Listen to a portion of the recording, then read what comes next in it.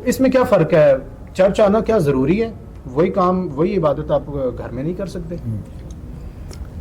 آپ کا بڑا اچھا سوال ہے، اس لیے سوال ہے کہ نہیں، یہ سوال ہماری کرسچن کمیونٹی میں بڑا زبردست چل رہا ہے.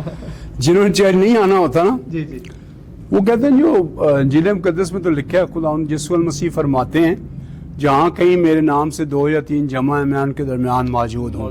تو ہم گھر میں دعا کرتے ہیں تو ابھی نو ڈاؤٹ بات تو صحیح ہے.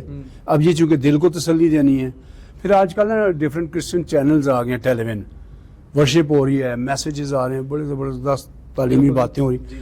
لوگ کیا کرتے ہیں کہ وہ اپنی گھر کی ساری کام کاج بھی کر رہے ہوتے ہیں، چینلز لگا کے وہ اپنے آپ کو تسلی دے رہے ہوتے ہیں کہ ہم ورشپ ہو رہی ہے یا سرمن ہو رہا ہے. تو اب وہ ہوتا ہے عبادت، تو پھر عبادت ہے. آپ جب اچھا اس کے اگین جو چرچ میں ہے نا، چرچ میں ایک ہفتے کے اندر ہم سب اکٹھے ہوتے ہیں اور مل کر ایز اے فیملی، کیونکہ خداوند تعالیٰ خاندانوں میں دلچسپی رکھتے ہیں.